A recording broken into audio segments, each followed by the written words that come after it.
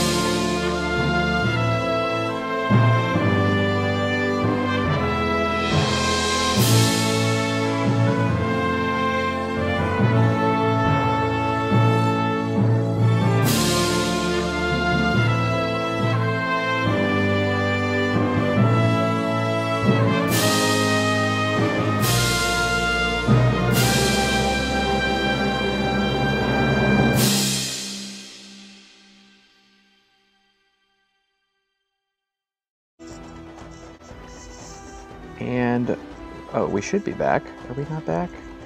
There we are. And we are back. Yay. Hooray! Yeah, so as I think you may have noticed, with this one, I was trying to go for a more classical film score angle, mixing it together, various, typical scenes for films that are represented on the card art. The scenes change from one to another pretty quickly to indicate the various situations in which the heroes and villains find themselves in. And I originally was hoping to cover all the scenes in the card game, but some got left out in the interest of time because it was already getting pretty long and there was a lot of music to work on. So yeah, that was just the first song and it was already 7.5 minutes long. So yeah. So yeah, and I was mentioning while we were playing it that for that last one, it was an obvious reference to Lord of the Rings, like even on the card. And so I wanted to make an obvious reference to that in the music as well. And that's probably the closest I've ever been to trying to mimic a particular style exactly without, yeah, the clearest direct homage. Right, yeah. Right on. Cool. So Jennifer, tell us a little bit about building Champion Studios. Well, much like what Jean-Marc said, I wanted to include everything from every card, but kind of had to pick and choose. In the, all the scenes in here are pretty heavily inspired from the card art, and I built the outside area, based on the deck back, and with a few cameras in that space. And the other scenes, I have in like different rooms and buildings around the movie studio. And if you were paying close attention, you might notice some recycled skyscrapers from Megalopolis. Indeed. And actually, I will mention here, if at any point you have questions about either the music or the environments that you're seeing, feel free to type them in the chat and we'll try to answer them sort of in between songs. Obviously, there's a lot to see, there's a lot to cover tonight. Oh, you don't recycle skyscraper. That's right, thanks. And so we're happy to try and get as much information downloaded into your skulls as we possibly can. Cool. So yeah, so that is Champion Studio. And actually what's interesting about this was, and I don't remember exactly how it was composed, but for those of you who remember the Mini Pack 4 trailer, you'll know that the fanfare for Champion Studios made one appearance before tonight, and it was there. It was at the beginning of that trailer. And I think, Jean-Marc had actually had this idea of Champion Studios having a fanfare for basically, I think, ever since we knew there was going to be a Champion Studios deck. And for that trailer, we were specifically like, all right, we need you to fast track that fanfare because we want to use it because we're going to do this movie thing with Star Wars and it'll be a really fun thing. So for many of you probably have already heard that opening bit, but now you got to hear not only the sort of Star Wars-y opening, but also all the other kinds of movies that Champion Studios makes, which is, of course, they're a big studio. They make all kinds of different genres. So. Mm-hmm. And some people were at the stream in which I did the car chase scene. Oh, right. Yeah. Live. So that was fun. Cool, cool. All right. Where are we headed next, Jean-Marc? Okay. Every reality of the multiverse has a void, a place that defies more laws of reality than it obeys. However, the location of the void is different from one universe to another. In this particular universe, it's on an island inhabited by spirits known as the Nexus of the Void. This island features every biome known to humankind and many that are unknown. However, they are not bound to climate requirements. Dangerous elemental creatures roam the island, but many are drawn to the island, as it is the focus of the vast power of the Void. Alright, so here's Nexus of the Void.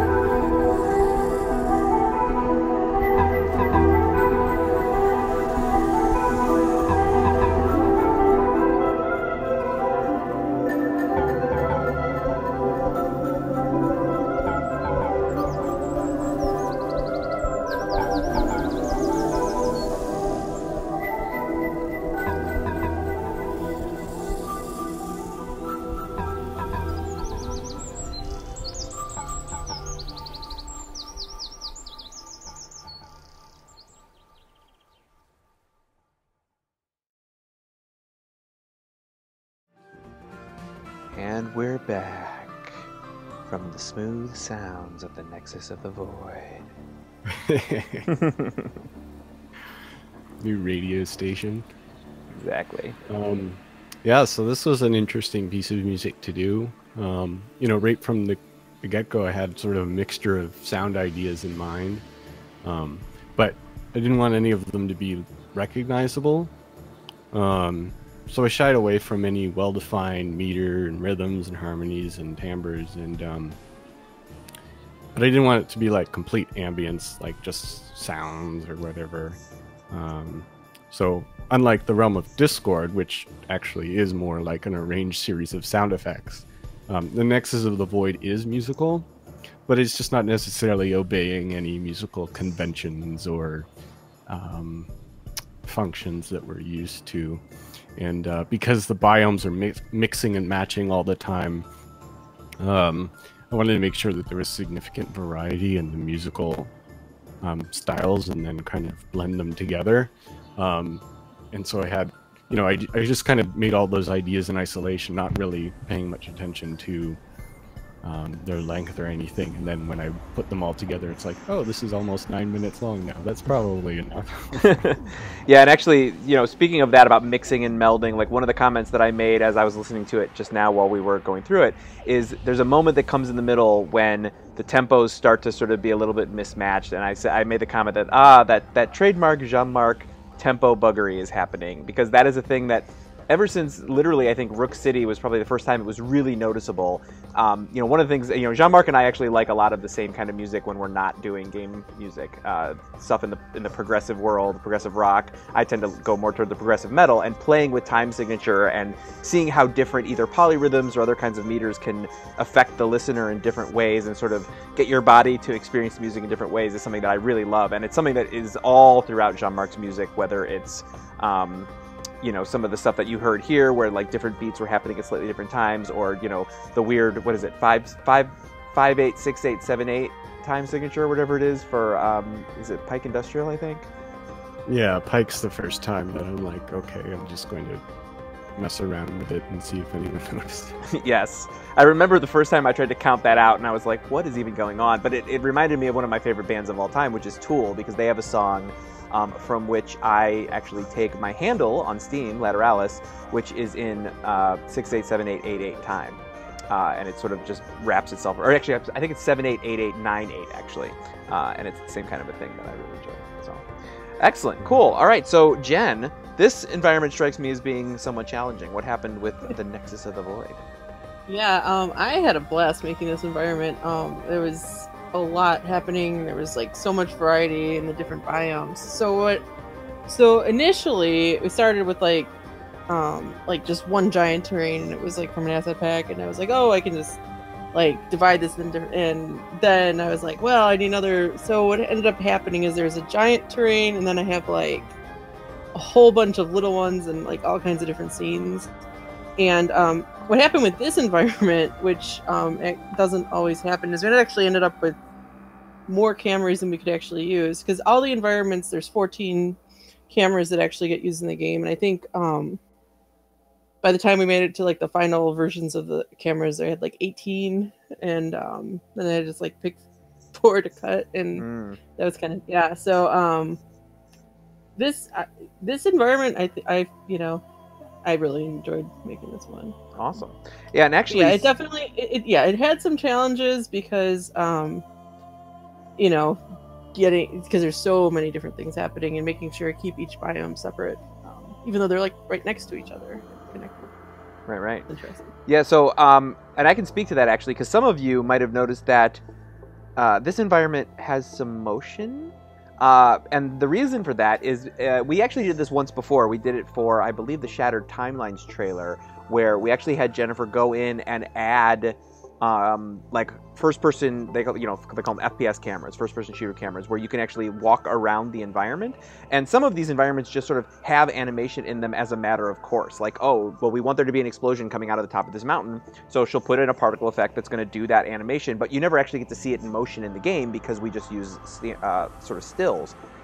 And we used some of those environments for trailers, and when it was time for the OblivAeon trailer, Oh, actually, this is probably a good time for me to tell this story real quick. I had a dream about a year and a half ago about what the OblivAeon trailer was going to be. And I woke up and I immediately opened up Trello and I made a card for it. And I'm happy to say that the trailer that we ended up with is almost exactly what I had imagined. And it was just that we're slowly working our way through the environments of the multiverse and just experiencing them as kind of living but somewhat empty because the worlds are all about to end.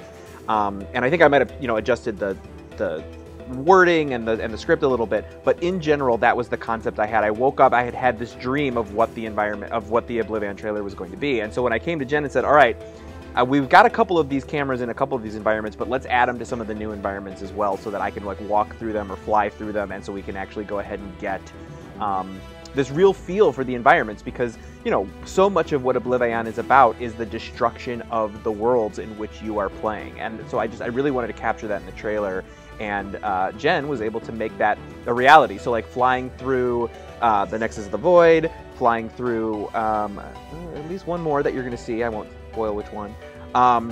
Really, I think added to that trailer. It really gave that trailer a sense of life that I don't think we would have had if it had been just completely...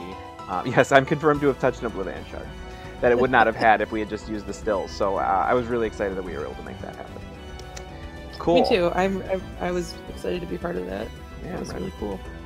All right, so that's Environment 2 down. We still have 3 to go, and we're already almost 40 minutes in.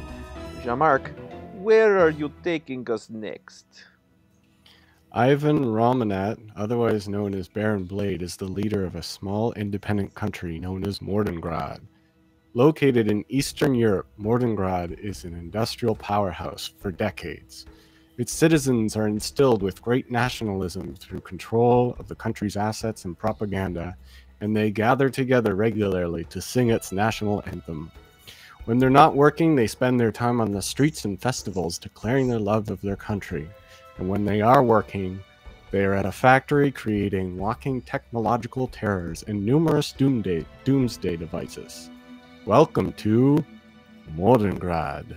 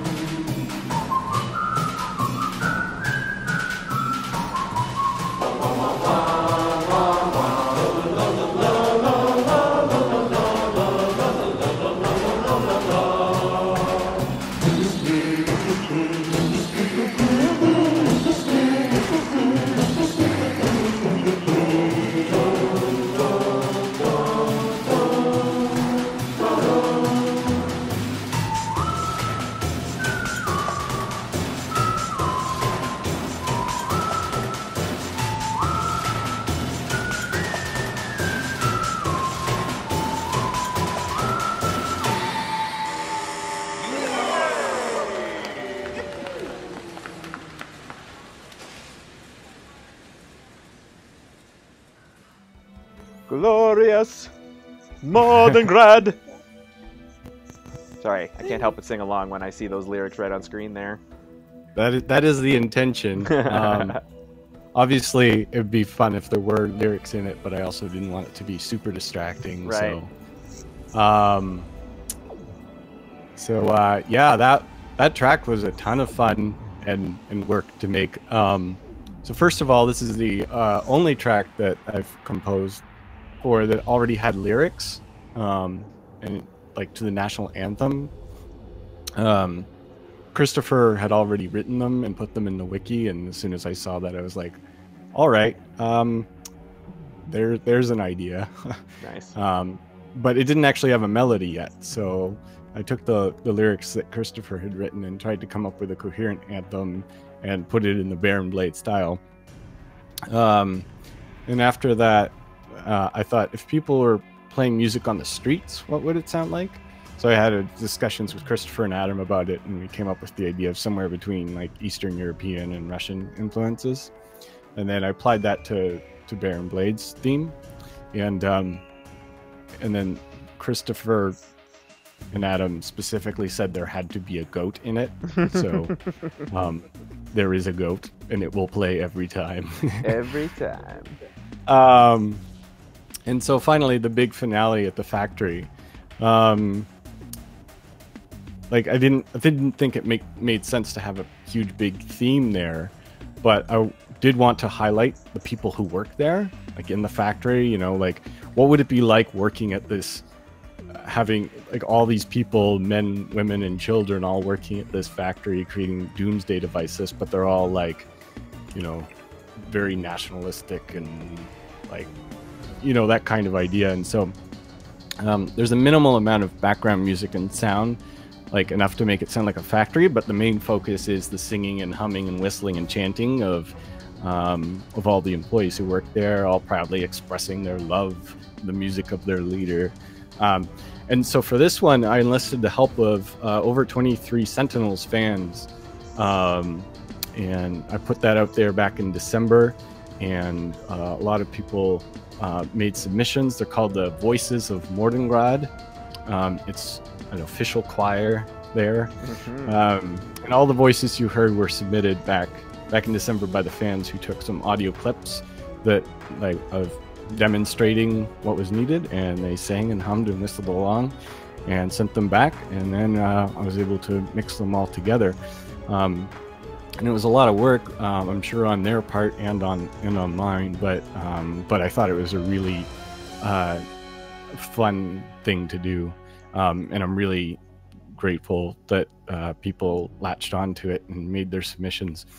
I actually have a list of people here that submitted: Benjamin Larson, Benton Winfrey, Bill, Sam, and Faye Edens, Dr. Kylo Epsilon, Mage Pro, Ian Mosery, James Callahan, Jennifer Greene. That's That's our cartoon Jen. Indeed. Joe Justin and Misha Wetterling, Gabe Rowland, Leo Melanson, Liz Culkins, Mark Bruzma, Martin and Ryan Dawson, Randy Newhouse, Sean McDaniel, Steve Martin, Take Walker, Wesley Pfeiffer, Whitney Thompson, Bill Stahl, and Zach Boyden. Apologies if I missed a few, but a huge thank you to everyone who participated in this. It wouldn't have worked out if we hadn't gotten your submissions. Yes, thank you so much. So we had a very similar thing back with when we did in Wrath of the Cosmos, when we did the Voices of the Colosseum, but that was more freeform. We sort of let you all do whatever you wanted, and that was fantastic. But this, you actually had to like follow instructions and try to sing on keys. So we really do appreciate everybody's efforts. We think it really made this piece of music what it is, really. Mm-hmm. All right, excellent. So Jen, tell us about glorious country of Mordengrad. Well, as the home of Baron Blade, it's a very important environment, and you can kind of most of the environment you can kind of see in the shots. It's there's actually like a valley, and I put the town inside in the valley, and there's this really interesting contrast between the Gothic architecture of like the town, like the buildings, like in the town, plus the like super industrial Baron Blade elements. And then I also included some elements from the mobile defense platform environment. Most noticeably, like a modified version of the actual mobile defense platform that I used in that environment. And it's like way off in the distance in some of the cameras. And I didn't really think about it, but there probably should be a goat in the environment. Oh, yes. So that we may need to add that in. So some of you might have noticed, as I mentioned in the last bit, that this is another one of the environments that we added a walk-around camera. So I have actually walked around Mordengrad, which is very exciting as somebody who has cosplayed Baron Blade on more than one occasion, as well as his heroic version Luminary. And I got to walk around in my home country, and that was very exciting for me. Cool, cool. All right, so we have gone to the studios, we have disappeared into the Nexus, we have visited glorious country of Mordengrad. Where should we head next, Jean-Marc? Well, on the surface, Fort Adamant appears to be just your standard, ordinary, everyday military base. Soldiers are performing drills, military vehicles are moving in and out, and all is well ordered and above the board. However, deep in the subterranean structure of Fort Adamant lies many secrets. This includes dangerous projects and experimentations, which has led to the creation of both superheroes and supervillains. All right, so take a trip to Fort Adamant starting now.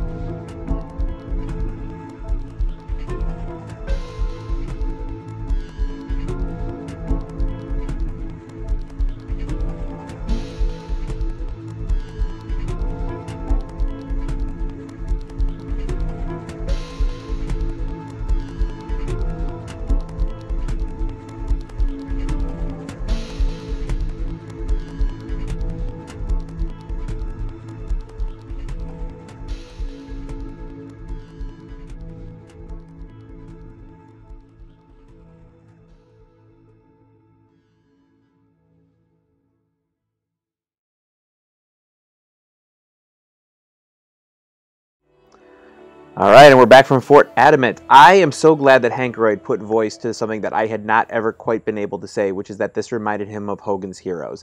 I knew it reminded me of something, but I could not figure out what it was. So thank you, Hankroyd. That is exactly what it was. Thank you. So tell us a little bit more, Jean-Marc. Sure. So as you can hear in this piece, there's a drastic dichotomy between the way things appear on the surface and the way they actually are once you enter the base. Outside you hear like marching bands playing as the soldiers are doing performances with their rifles. However, inside the base there are all kinds of dark projects that are the complete opposite. So as a result, on the outside I use sort of natural orchestral instruments, lots of natural reverb, playing things sort of the way you would expect. But when you're inside, it becomes more synthetic and closer and more mysterious. Has sort of a spy angle to it, and since there are heroes like the Southwest Sentinels inside that are trying to figure out sort of what's going on. Very cool. Yeah, and that's so interestingly enough. So this is the environment that it both hews the closest to what I was expecting and diverges the most from what I was expecting. Because like the military stuff is like dead on, and then the spy stuff, I was like, I remember the first time you played this for us, and I was like, what an interesting take. Like, it didn't feel incongruous or anything like that, but it was just not at all what I had pictured when I thought Fort Adamant. And so I was really excited about the dichotomy, as you mentioned, between the two sides. And especially because, as I'm sure Jen could tell us, the vast majority of what's happening in this environment happens underground. You don't really get to see a lot of what's happening on the surface, right? Right. Everything, well, at least everything from in the images is all inside. And I'll talk about that a little bit. So my first thought when I got started building this environment is I wanted to make sure that it looked different from all of the other environments that were like military-based type environments, like Mobile Defense Platform, Wagner Mars Base, Celestial Tribunal, etc. So, you know, so one way to do that is like really try to mimic the card art, like with the Foundry scene. I really put a lot of focus into making that look just like the cards, and then the other thing was expanding into the cards into whole scenes, like Dr. Demikav's lab that took on a life of its own, so to speak. But yeah, it was a neat environment. Yeah, no, and I hope I'm not going too inside baseball here, but I will mention that this environment was one of the ones that we had the hardest time getting approval from Greater Than Games. Because in the past, there have been a lot of times where it's like, you know, Jen will start from the card art and then sort of experiment. And a lot of times those experiments end up working out great, and Christopher and Adam are like, yeah, that's awesome. We love the way that that's going. For some reason, Fort Adamant was one where they were like, yeah, no, that's not working for me. And, you know, so people have asked in the past, like, sort of how we work with Greater Than Games and how our working relationship is, and it's fantastic. But this is one of those few, probably only maybe one or two other scenarios where they were like, we're really not liking this. And we actually had to go back and forth several times with them until we landed on stuff that they were happy with. Which, you know, it happens. For sure. Yeah, I'll say this environment, the final version, looks very, very different than it looked early on. Exactly. Yeah, and I thought that was just an interesting thing to sort of mention because, as I said, you know, some of the environments, I'm trying to think of, I can't remember a good example of this in the past, but there have been ones. Oh, you know what's a great one is the Realm of Discord. You know, the Realm of Discord was one where, you know, you sort of started from the card inspiration and then you sort of explored it and like, what if this was in 3D? What if we did this crazy waterfall over here? And what if we did this other kind of thing? And by and large, they all ended up in a place where they were really, really happy with it. But with this one, I don't know if it's because they had a really specific picture in their mind of like, this is what Fort Adamant is and it must be this. And maybe that's the fact that it's military. They had a very sort of strict idea of what it was going to look like. But so this one took a number of back and forths before we finally were able to make them happy. I'm glad we finally did obviously make them happy, but it was definitely one of the ones that took a lot more work than we had expected going in, for sure. Mm-hmm. Cool. All right, so that is the fourth environment. So I guess we're getting ready to go to the fifth and final environment of the multiverse. And I am not going to try to pronounce it. It's the Meridian Refuge. Bognal Prime was the home of the Meridians, of which most well known to us as the hero Tempest, Sadly, Vognal Prime was attacked by a Therathian fleet, nearly wiping out its entire population. However, Tempest and a few dozen other Marinians managed to make a last-minute escape and landed on the planet Earth. They then used their power to raise a section of submerged coral to create an atoll island in the middle of the North Atlantic. Its name is Plavukol, which means shelter and hope. To protect themselves from outside threats or even prying eyes, Meridian storm speakers surround the island with gale-force winds, keeping their new home in the eye of the hurricane. While the area around Plavukol is treacherous, the home itself is an island of peace, hope, and new beginnings. All right, enjoy the Meridian Refuge.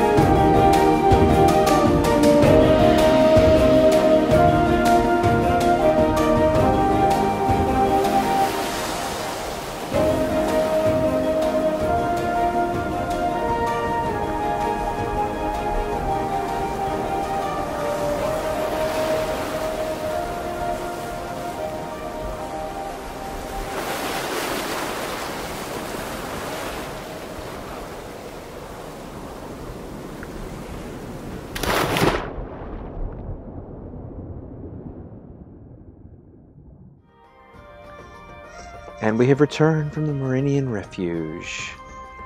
Yes, Jen and I were both commenting as we were listening to this that this is probably our favorite of the 5 new ones. I don't know if anybody else had that feeling, but it's definitely the case for me. So tell us about it, Jean-Marc.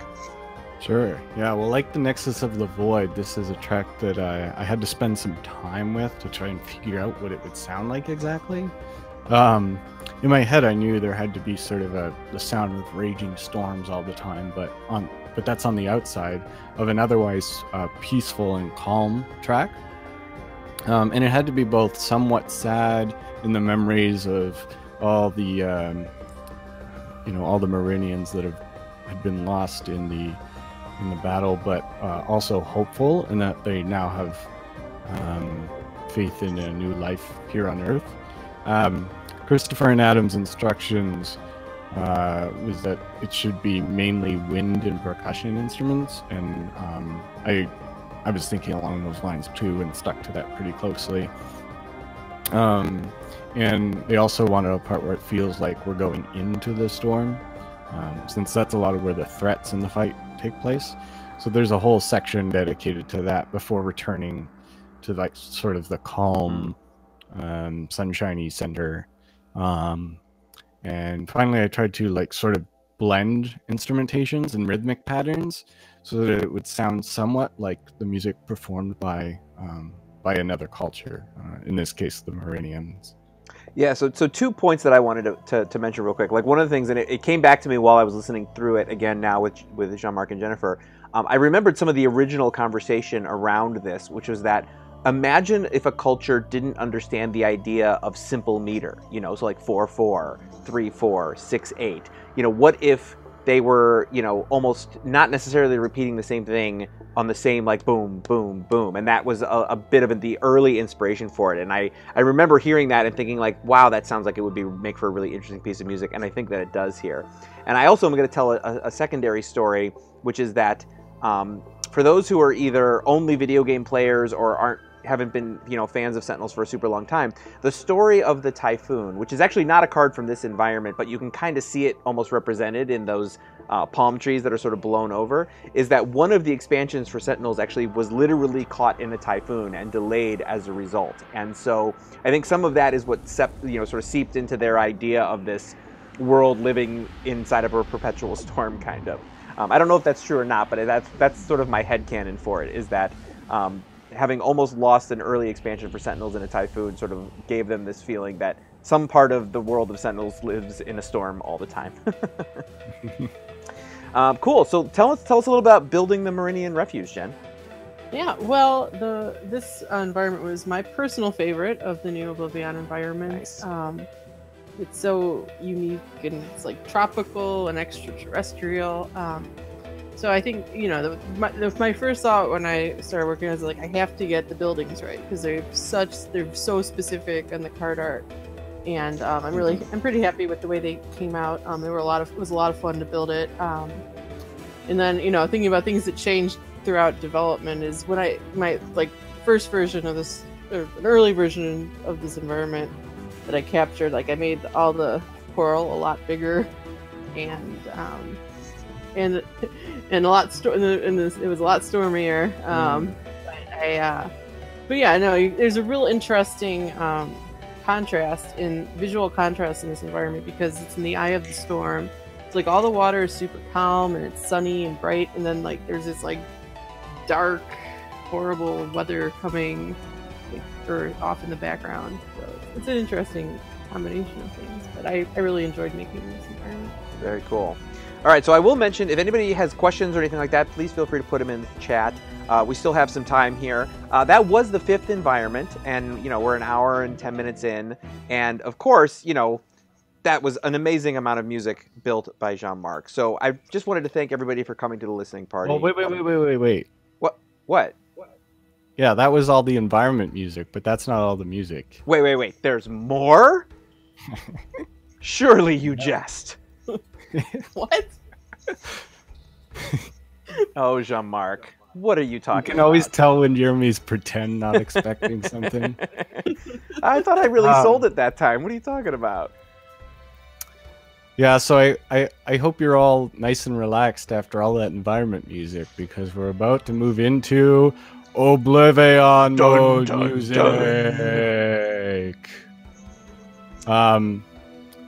So, as most of you know, the Oblivion expansion introduced a brand new gameplay mode to Sentinels of the Multiverse.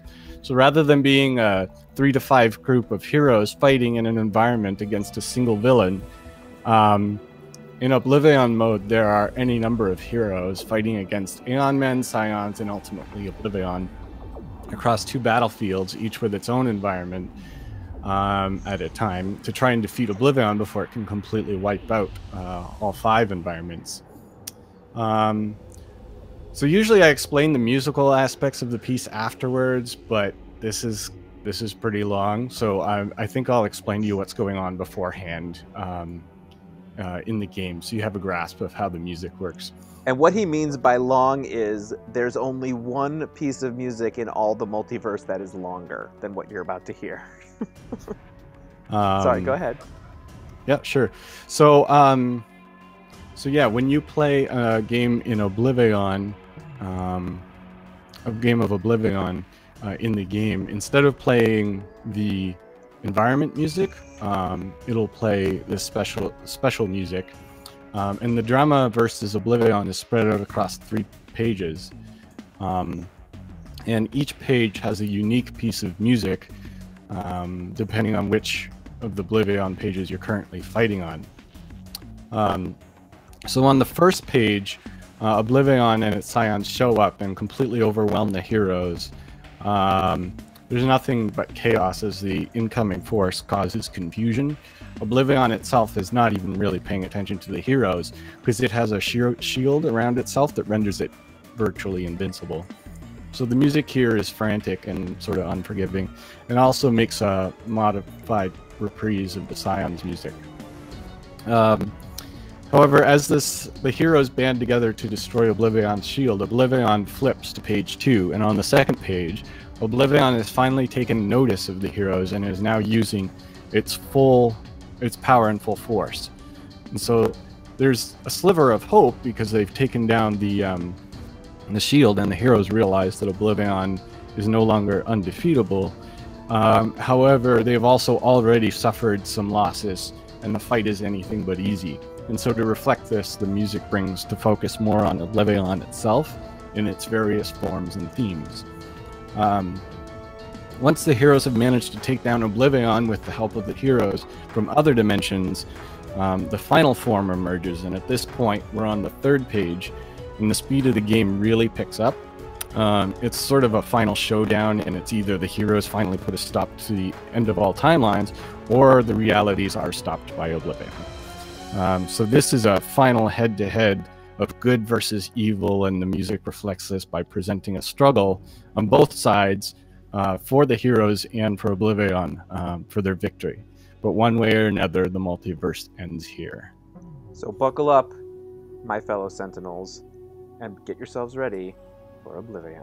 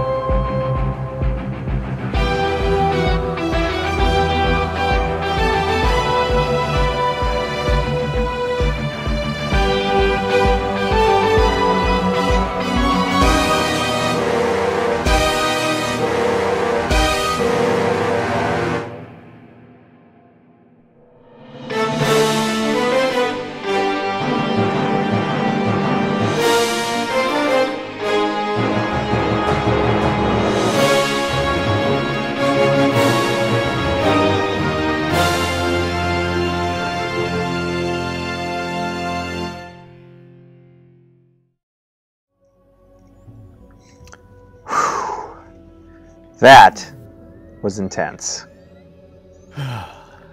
We did it. Did you all make it through? I'm hoping you all made it through.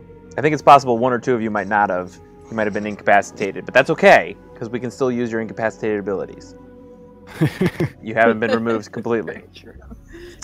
So, all right. So Jean-Marc already went through a lot of his thinking that went into the music here. But Jen, I did want to ask you, obviously, for those who have watched us play OblivAeon mode on the live streams in the past few weeks, the UI is a little bit different. Were there any specific challenges or differences or anything like that with getting OblivAeon UI stuff that you wanted to talk about here? Well, there's a lot of exciting new things happening in the UI for OblivAeon. I think the main challenge for me, and to me, it was getting everything to fit on the screen in a way that you can still play the game. Yeah. Which I think we did. And we actually were talking about. I was talking about this with John earlier. We were like, we could have a whole live stream just about the UI for OblivAeon. And then you have to put it on a phone. Yep. Well, it's all there. You'll see. It's all there. I mean, you can play the game on a phone. Or, well, I can play the game on a phone. Like, the public can't. Not yet, yes. Excellent. All right, cool. So that is just about all the music that we have for you tonight. There is one more piece of music that we are going to share with you, but before we play it, I did want to mention that basically the way that the end of this stream is going to go is we're going to play it and then just go offline after it's done. There's nothing more to be said after this last piece of music. But there is something to be said before this piece of music. And that is this. This is a piece of music that will play over the credits, the actual credits, the final credits, once you defeat OblivAeon. And I insisted that Jean-Marc let me make this disclaimer beforehand, which is that I'm calling this a spoiler warning, because I think that there's a certain segment of people out there who would like to hear this piece of music when they have beaten OblivAeon themselves in-game. So I'm giving you folks the warning that if you don't want to spoil yourself to hear this piece of music before you've actually defeated OblivAeon and saved the multiverse, you can log off before we start this piece of music. That being said, I'm sure a lot of you are just going to stick around. But the reason why I say this is that when Jean-Marc played this piece of music for us for the first time, I got a little emotional. And I think, given the 5-year history of the video game and the 8-year history of the Sentinels game, some of you might have a similar experience. And I wanted to preserve that for you if you wanted to have it when you actually beat the game yourselves. If you don't, that's fine too. So, Jean-Marc, did you want to set this up in any way beyond what I've just said? Well, first of all, I wanted to thank everyone for coming along with us, not just to this listening party, but for having been with us for absolutely. the years that it's been. When we first started Sentinels, developing Sentinels at the beginning of April 2014, like it was just sort of so what's this gonna look like? We were just kind of all getting to know each other and coming up with ideas, and there'd been that 3D prototype that we ended up deciding to go away from,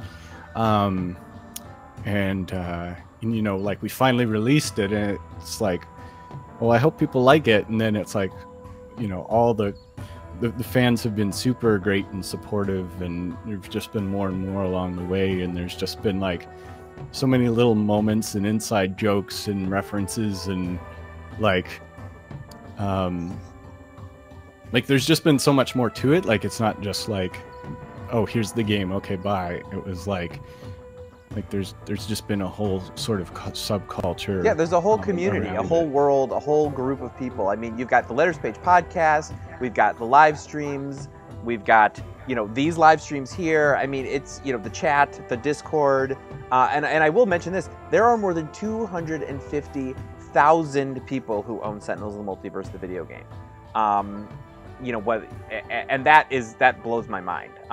That's a bigger number than I had originally thought when we first launched this game, and it continues to grow every day and every week, and it is one of the more welcoming video game communities I've ever been a part of. And so thank you so much from the bottom of my heart for helping us build this for you and with you, because it has really been an amazing experience. And here's to 5 and 10 and 15 more years after this.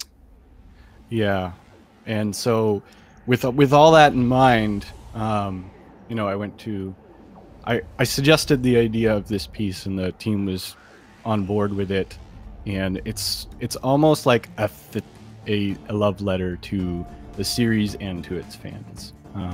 So this is actually probably my favorite thing in the game. So you can decide now if you want to hear it now or later, but that is all I have to say.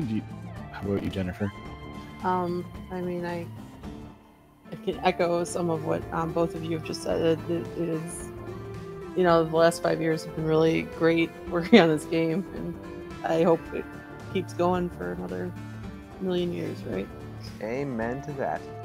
All right, so this is your final warning. In about 10 seconds, I will push play, and this will be the last you hear from us. When this is done playing, we will go offline once it's done. So thank you, everybody, for joining us. We can't wait to get OblivAeon out to you relatively soon. Maybe not soon TM, but stay tuned. We plan to have some information about that very soon. So thank you again so much, and this is the credits music for Sentinels of the Multiverse.